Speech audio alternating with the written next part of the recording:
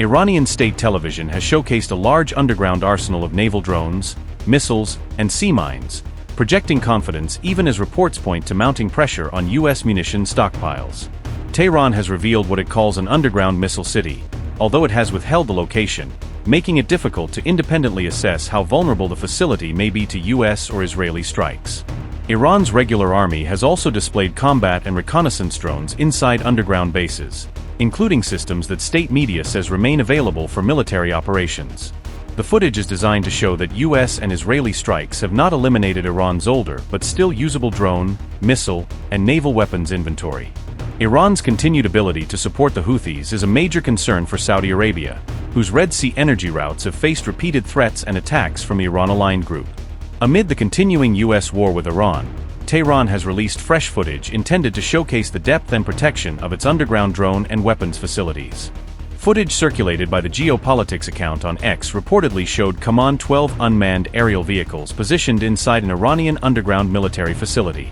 The drones were seen lined up inside a fortified tunnel, before one UAV reportedly launched and accelerated through the enclosed passageway. The Kaman 12 is described by Iranian sources as the Iranian Army's first combat drone, designed and produced by specialists from the country's Air Force. Iran says the Kaman 12 can conduct combat operations using point-to-point missiles, while also supporting electronic warfare and reconnaissance missions. Iran's Kaman 12 drone has an overall length of approximately 5.4 meters, making it a relatively compact, unmanned aircraft. The drone has a wingspan of about 10 meters, providing the lift needed for long-endurance reconnaissance and combat operations. Its empty weight is estimated at around 220 kilograms before fuel, sensors, communications equipment, or weapons are added. The Kaman 12 can carry a payload of up to 100 kilograms, which may include surveillance systems, electronic warfare equipment, or guided munitions. Its maximum takeoff weight is about 450 kilograms, including the drone's airframe, fuel load, payload, and mission systems. At sea level, the Kaman 12 can reportedly reach a maximum flight speed of around 200 kilometers per hour. The drone's stall speed is approximately 90 kilometers per hour, the minimum speed required to maintain stable flight. It has an operating radius of roughly 1,000 kilometers, allowing it to conduct missions far beyond its launch site. The Kaman 12 has a reported one-way range of up to 2,000 kilometers, depending on fuel, payload, and mission profile. Its radio line-of-sight control range is approximately 100 kilometers, limiting direct operator control without relay or autonomous navigation support. The Kaman 12 can remain airborne for around 10 hours during a standard mission, giving it substantial persistence for surveillance or strike roles. The latest images of Iran's weapons facilities come as the United States faces growing pressure from depleted missile and air defense stockpiles after months of fighting. U.S. inventories of Tomahawk cruise missiles, Patriot interceptors, and THAAD missile defense interceptors have all been significantly reduced, with replenishment expected to take years in some cases. In a fresh setback for President Trump, Iranian missile and drone strikes reportedly caused unprecedented damage to U.S. intelligence sites and surveillance equipment across the Middle East, with repair costs expected to run into billions of dollars. Iranian missile and drone attacks have severely damaged U.S. intelligence posts and surveillance equipment in the Middle East, NBC News reports, citing 4 people familiar with the matter. For sources told NBC News that Iranian strikes hit buildings and intelligence gathering equipment used by the CIA and other American spy agencies. The sources said repairing or replacing the damaged U.S. intelligence assets may cost billions of dollars. No official public cost estimate has been released. Sources described the reported destruction as more extensive than any damage previously sustained by U.S. intelligence agencies. Iranian strikes reportedly targeted U.S. intelligence collection sites and surveillance systems across the Middle East, including assets shared with the U.S. military. The reported damage could hamper Washington's ability to monitor missile, drone, and other military threats in the region. The full operational impact has not been publicly disclosed. U.S. intelligence agencies have not publicly confirmed the full scale of the damage, identified every site hit, or released a definitive repair estimate. The report comes amid continuing military and economic tensions between Washington and Tehran, following months of missile, drone, and airstrikes across the Middle East. The Pentagon is seeking a new family of maneuverable hypersonic weapons designed to overcome advanced enemy air defense networks. The Strategic Capabilities Office announced the Offensive Fires effort in an August 21 notice seeking defense industry participation. The program envisions weapons with different ranges, boosters, and payloads, allowing them to perform varied missions against different targets. The Pentagon said the weapons would be designed to maneuver past sophisticated enemy air defense networks and penetrate heavily protected areas.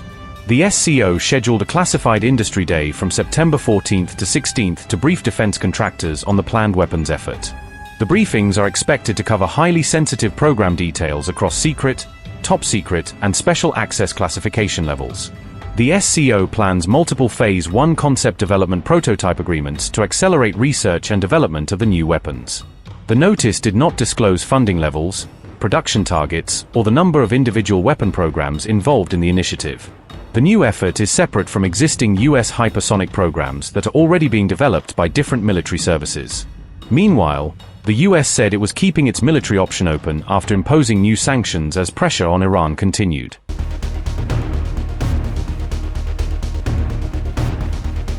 Houthi Deputy Foreign Minister Abdulwahid Abu Raz issued a warning to Middle Eastern countries on August 24, urging them not to assist with enforcing U.S. sanctions against Iran. Abu Raz said regional governments should avoid participating in Washington's sanctions campaign, which seeks to increase economic pressure on Tehran. He alleged that the measures form part of a psychological war directed against the Iranian people. The Houthi official further claimed that the United States adopted sanctions after the failure of its military option against Iran. Abu Raz warned that countries across the region should not become instruments for enforcing what he described as unjust U.S. measures against Tehran. His remarks came as Iranian officials also dismissed and mocked President Donald Trump's new sanctions drive against Iran. Iran's parliament speaker dismissed U.S. threats to punish Tehran's trade partners, saying the warnings would not force countries to abandon Iran. Mohammad Bagher Ghalibaf said Iran's trading partners had privately assured Tehran that they would not be deterred by Washington's sanctions threats. Ghalibaf claimed the U.S. economy had already suffered from more than 6 months of pressure against Iran and could not sustain further restrictions. Mohammad Bagher Ghalibaf said, and I quote, "Americans know that no one buys their bombast. The United States is not in an economic position to further restrict its relations with other countries. Iran's trading partners, both in the media and through messages sent to us, have made it clear that they don't take these statements into account anywhere." Unquote. Iranian government spokesperson Fatma Mohajirani acknowledged that the latest economic pressure was creating serious difficulties inside the country. Mohajirani said the government and President Masoud Pezeshkian would guide Iran through the latest round of economic pressure. She said Tehran would rely on what she described as wisdom and resolve, while maintaining national unity against U.S. pressure. They have made every effort during this period. They have tried to test the resolve of the Iranian people and the country's officials, and they have failed every time. Apparently, they have now decided to try another failure. We have long been expecting these days and were well aware of the plans they had. The government has a 2-year plan and is fully prepared and has been prepared for these developments. The people have genuinely suffered a great deal. We fully understand that. We fully understand the inflation that has been imposed on the people and the measures they have taken since last year. It is not at all the case that we say these actions have had no impact. We see ourselves as sharing the people's hardship, and we understand what inflation means. We understand what currency pressure means. We understand what shortages mean. But the government's entire effort has been to prevent their desperate attempts to cut off our financial and trade lifelines. Naturally, they want to wage economic terrorism against us, and we have our own tools as well. We know how to play this game. This time, they should not think our response will be purely defensive and that we will only defend ourselves.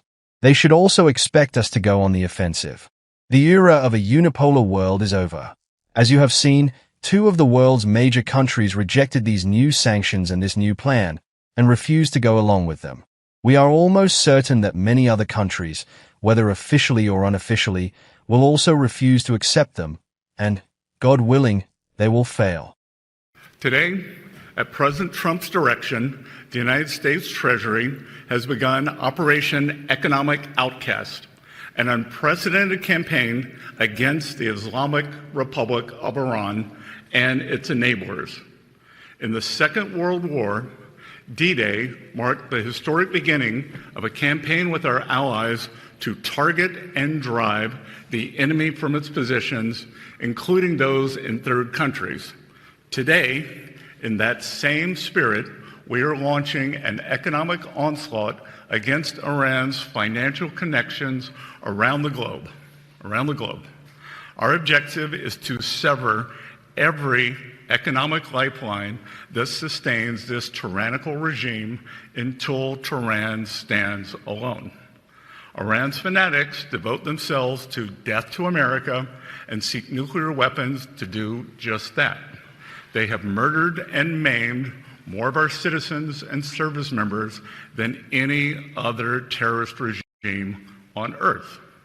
And they have been at war against America, their neighbors in the Gulf, and much of the world for 47 years. President Trump has taken action that his predecessors have long deferred. And under his leadership, America is no longer managing the Iranian threat. We are ending it. Our great armed forces have laid the groundwork for achieving the President's objective of preventing Iran from ever obtaining nuclear weapons. They have shown America's resolve to finally end this threat. And the strength of America's economy under President Trump allows us to wage this sustained financial operation alongside the might of our military. Iran now faces a very clear choice with only two paths before them: complete global isolation and a subsistence economy, or a path back to normalcy with an opportunity to rejoin the global economy. Today, we are launching Operation Economic Outcast to foreclose every other option available to the Iranian regime. Upgrade your news experience with the all-new HT app. Download now.